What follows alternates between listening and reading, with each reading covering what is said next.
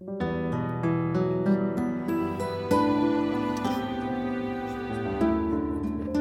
형 결혼식 때 서울대에서 조만간 또 봐요. 예. 그럼 저렇게 좋은 사람 좋지. 좋잖아. 느낌이 딱 얼굴 보면. 진우랑 이렇게 있으면 얼마나 좋냐. 불편했어 봐. 나 이거 촬영 못해. 촬영 이거 먹고 그냥 다 못해. 아 지금은 노다지 김밥 스쿨푸드의 전신인 AMG GT S. 와.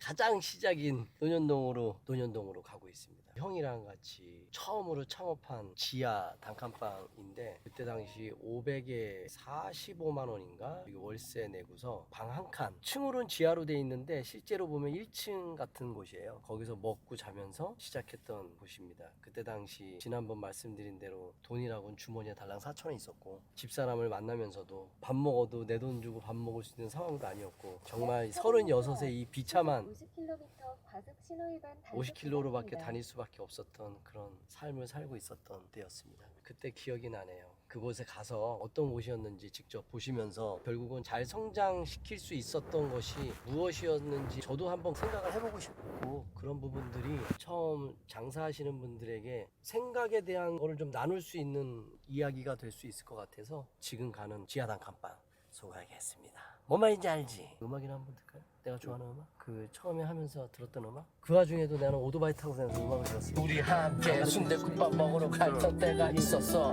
넌 추위에 떨면서도 나와 함께 순대국밥 먹는 걸 좋아했지. 그래서 우리는 함께 순대국밥 40년 된 야수동의 그곳을 찾아가서 기억나니?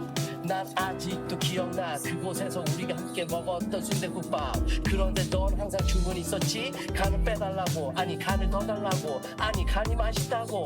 난 그렇게 간을 먹었지만 넌 달래기를 따로 달라 그랬어. 그런데 그게 섞여버려 법률적으로 허락을 해주셔서 우리가 운영을 할 수 있었던 때문에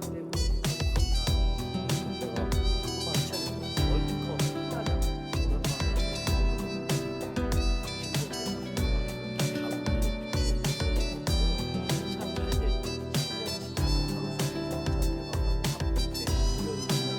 오히려 그때가 좀 감흥이 너무 지나니까 감흥은 사실 그다음 없고 여기 기억나 여기 왜 기억나는 줄 알아? 예전에는 오토바이 배달이 시티백이라고 지금도 시티백을 많이 타. 근데 나는 125cc 그 오토로 탔었는데 이걸로 타면은 스피드한 게 좀 살짝 떨어져. 연습한다고 그거를 탈때 형이 야 그거 당기는 거 조심해라. 그러길래 당기는 건 뭘 조심하고 막 이렇게 뭐 있어. 그래서 갔다가 박았어.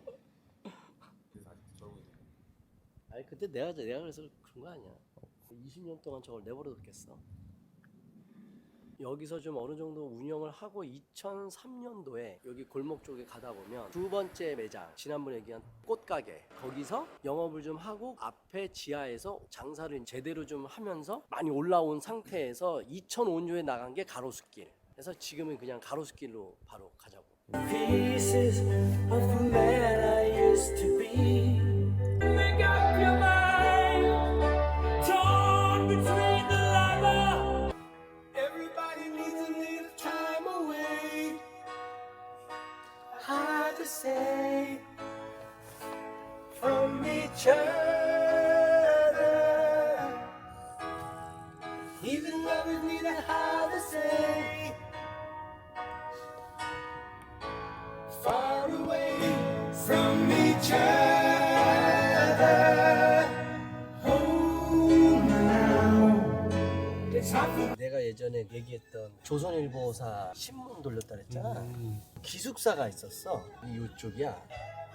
여기가 왜 이렇게 돼 있냐면 내가 볼 때는 부대가 이 안에 있더라고. 지금 펜스 쳐져 있는데 옛날에는 펜스가 안 쳐 있었어. 여기서 막 동네 사람들이 고추 기르고 그러면 그 고추 따다가 여기 숙소거든. 숙소에서 밥 나오면 된장국에다가 그냥 고추 그렇게 톡톡톡 잘라고 그거서 먹고 먹을 게 없으니까 숙소에서 밥을 주는 거는 된장국, 김치, 밥, 땡 뭐래도 좀 먹어야 되잖아. 그래서 고추라도 잘라갖고 먹고 그랬대. 중일인가? 그때 그런 일 하면은 돈은 제대로 줘요? 돈은 받아야 뭐 얼마 받았겠어. 신문 배달 숙식까지 하니까 얼마 못 받았지. 3만 원? 기억이 안 나네.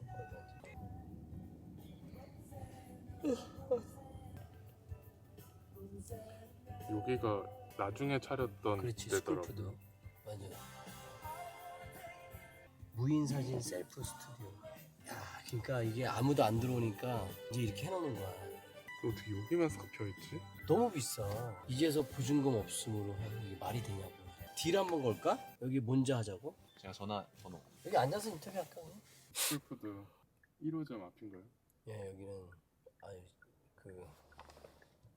여기는 배달점에서 2002년도 시작해서 여기 2005년도에 저희 형이랑 같이 로드샵으로 한번 나와야 된다라고 서로 생각이 같아서 강남 쪽에 자리를 많이 보러 다니다가 당시에 그 가로수길이 권리금도 없고 많이 비어 있었고 신문 배달 다니던 곳이 이쪽 길이었어가지고 이쪽 길이 생각나서 예전에는 되게 이뻤어요. 여기 가로수들이 되게 크게 있어가지고 가을만 되면 그 단풍이나 물론 냄새는 좀 안 좋았지만 은행나물에서 아주 멋있었던 길이었는데 이 길이 생각나서 형이랑 같이 이쪽으로 와서 형 이쪽 길 한번 찾아보는 게 어떠냐 얘기를 해서 이쪽을 보다가 가로수길의 메인인 이 자리를 보면서 스쿨푸드를 여기다가 오픈하게 됐었죠. 그때 당시는 여기 말고도 이 옆에도 다 비어 있었고 되게 사람들의 왕래가 되게 없던 곳이었었어요. 고민을 좀 많이 하다가 저희 입장에서는 뭐 권리금도 없고 임대료도 저렴했고 해서 여기 들어왔는데 그때부터 여기서 쭉 2015년 정도까지 있었던 것 같아요.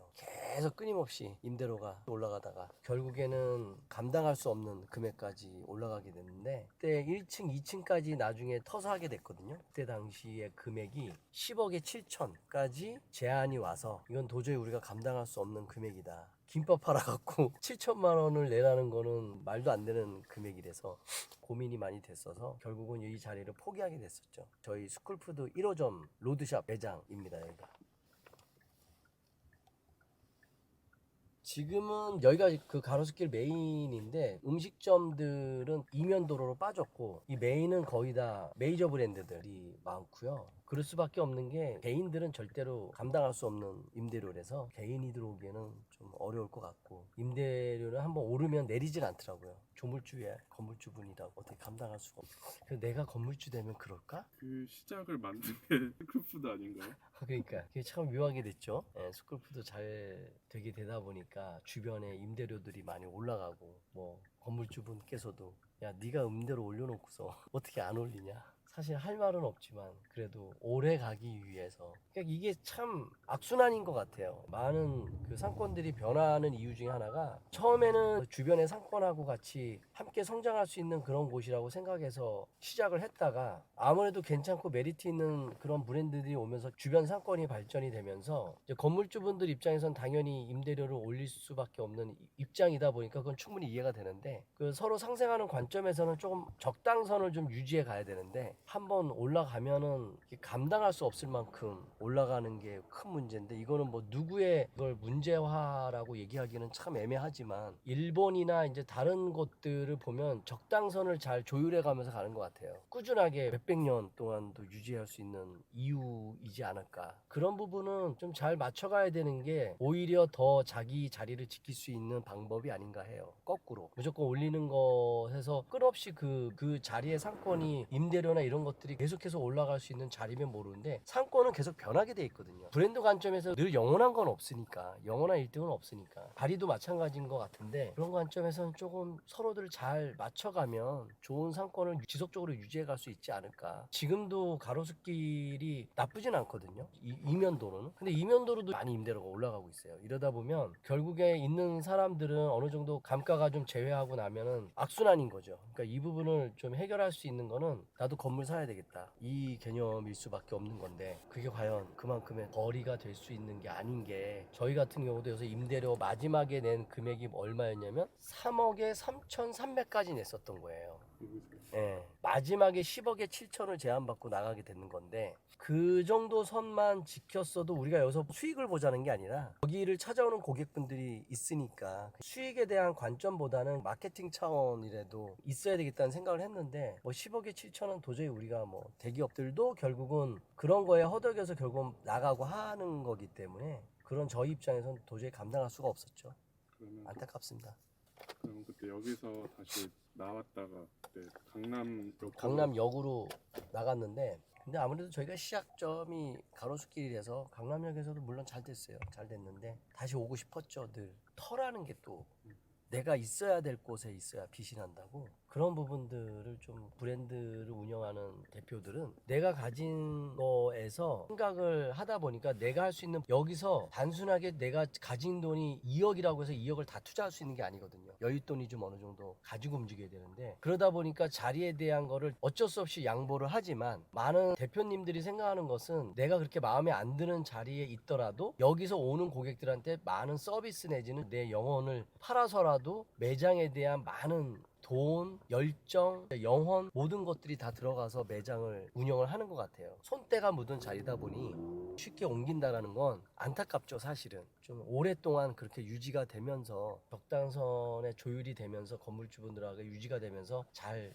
유지가 돼야 되는데, 그럼에도 불구하고 또 잘 되면 결국은 또 쫓겨나는 그런 입장이 되는 게 이제 저희 같은 개인 브랜드들은 어쩔 수 없이. 저는 그래도 뭐 프랜차이즈 사업도 하고 그리고 많이 확장도 하고 그러다 보니까 어느 정도 본사도 꾸려지고 하면서 성장이 됐기 때문에, 평균적으로 봐서 여기가 좀 마이너스 나더라도 여기서 벌어서 여기서 좀 메꾸고 이런 방식으로 유지할 수는 있지만, 개인 하시는 분들은 좀 어렵죠. 메리트 있게 보는 거는 고객분들이, 주인분들이 직접 한다라는 대표에 대한 열정이라든가 가격에 대한 가성비라든가 이런 것들 때문에 좋아서 왔는데, 그런 것들을 끝까지 유지할 수 있으려면 원자재 값이라든가 원가 부분들을 유지하고, 그런 원가가 올라가도 그걸 유지할 수 있게끔 유지해줘야 되는데, 임대료 올라가고 원가 올라가고 이러면 어쩔 수 없이 또 가격이 올라가게 되고, 고객분들은 변했니 뭐 이런 관점으로 바라보는 고객분들도 있어서 되게 그건 안타까운 부분인 거죠. 그분도 결국은 자기 인건비 녹여나가면서 열심히 하는 분들이다 보니까 어쩔 수 없이 올려야 되는 부분들이 있고, 멀리 거시적인 관점에서 보면 정부 정책적인 과정에서도 어느 정도의 이 원자재 상승에 대한 부분들이 다 유지가 돼야 되는데, 자본주의 사회는 그럴 수는 없잖아요. 수입해야 되는 원자재가 비싸지게 되면 조금씩이라도 올릴 수밖에 없는 거고, 그들한테는 조금이지만 피부로 와닿는 우리한테는 그게 큰 폭으로 벌어지기 때문에, 악순환이 되기 때문에 소상공인 분들께서는 생각을 하면서 이거를 잘 해야 돼요. 물론 생각한다고 답은 없겠죠. 네, 하지만 가격을 책정할 때라든가 2년 뒤 3년 뒤 정도는 내다보면서 움직여야 되지 않을까. 우리나라는 조금 아쉬운 게 외식 환경이 공급 대비 수요가 되게 안 좋아요. 수요는 적은데 공급은 되게 많은 상황이다 보니까, 이게 고객분들 입장에서는 괜찮은 곳들을 계속 찾아다니잖아요. 어디가 괜찮으면 또 찾아다니고, 좋은 게 생기면 또 옮겨지게 되고. 제가 아는 분 중에 괜찮은 브랜드 운영하시는 분 있는데, 너무 괜찮고 맛있고 다 좋았는데도 불구하고 딱 1년 반 정도 핫해지다가 고객이 떨어지더라고요.